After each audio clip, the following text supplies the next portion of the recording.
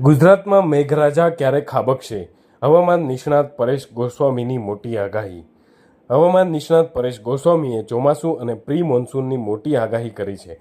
આવતીકાલે ચોમાસું મુંબઈ પહોંચે તેવી શક્યતા જોવામાં આવી રહી છે. તારીખ 10 થી 13 જૂન સુધી મહારાષ્ટ્રમાં ભારે વરસાદની આગાહી કરાઈ છે અને 14 જૂને ચોમાસું ગુજરાતમાં પ્રવેશ કરી શકે છે. રાજ્યના અનેક વિસ્તારોમાં વરસાદ પડી શકે છે. દક્ષિણ ગુજરાતના કેટલાક જિલ્લાઓમાં પણ ભારે વરસાદની આગાહી કરાઈ છે. આ સાથે જ સૌરાષ્ટ્રના ભાગોમાં મધ્યમથી ભારે વરસાદની શક્યતા જોવામાં આવી છે. નૈઋત્યનું ચોમાસું સમય કરતાં 2 થી 3 દિવસ વહેલું ચાલી રહ્યું છે. અત્યારે ચોમાસું મહારાષ્ટ્રના અનેક વિસ્તારોમાં કવર કરી ચૂક્યું છે અને હવે તે મુંબઈ તરફ આગળ વધી રહ્યું છે. અત્યારે ચોમાસાને આગળ વધવા માટે તમામ પરિબળો સાનુકૂળ છે. મુંબઈમાં ચોમાસું પહોંચ્યા પછી 2 દિવસમાં જ ગુજરાતમાં ચોમાસું આવી શકે છે. ગુજરાતમાં દક્ષિણ ગુજરાત અને સૌરાષ્ટ્રથી ચોમાસાની શરૂઆત થશે. જો 13 થી 14 તારીખ સુધીમાં ચોમાસાની શરૂઆત થાય તો બનાસકાંઠા સુધીના તમામ વિસ્તારોને કવર કરે ત્યાં સુધીમાં લગભગ 25 થી 26 જૂન સુધી થઈ શકે છે.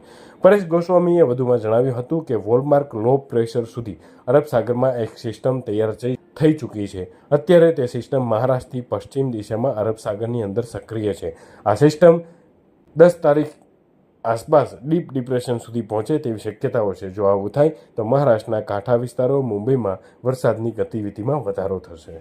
9 થી 13 જૂન દરમિયાન ગુજરાતમાં પણ અનેક વિસ્તારોની અંદર વરસાદની શક્યતાઓ છે, જેમાં ખાસ કરીને દક્ષિણ ગુજરાતની અંદર આ વરસાદની તીવ્રતા વધારે રહેશે. જો કે આ સિસ્ટમને કારણે દક્ષિણ ગુજરાત અને સૌરાષ્ટ્રમાં જે વરસાદો જોવા મળશે એ આપણે પ્રી મોન્સૂન એક્ટિવિટી ગણાશે. નૈઋત્યનું ચોમાસું 14 તારીખથી ચાલુ થવાનું છે, જેમાં ખાસ કરીને દક્ષિણ ગુજરાતના તમામ જિલ્લાઓ છે, રાજપીપળા, છોટાઉદેપુર હોય, ભરૂચ, અંકલેશ્વર, સુરત, વલસાડ, વાપી, બારડોલી, બિલીમોરા, ડાંગ, આહવા, આ તમામ વિસ્તારોની અંદર 9 થી 13 જૂન દરમિયાન 1 થી લઈને 2.5 ઇંચ સુધીના વરસાદો પડે તેવી શક્યતાઓ છે. સૌરાષ્ટ્રની વાત કરવા જઈએ તો સૌરાષ્ટ્રમાં બોટાદ, ભાવનગર, અમરેલી, ગીર સોમનાથ, જુનાગઢ ને રાજકોટના અમુક પાર્ટ છે એની અંદર પણ 9 થી 13 જૂન દરમિયાન છૂટાછવાયા મધ્યમથી હળવા વરસાદો જોવા મળશે. મધ્ય ગુજરાતની અંદર પણ છૂટાછવાયા ઝાપટાઓ જોવા મળે તેવી શક્યતાઓ છે.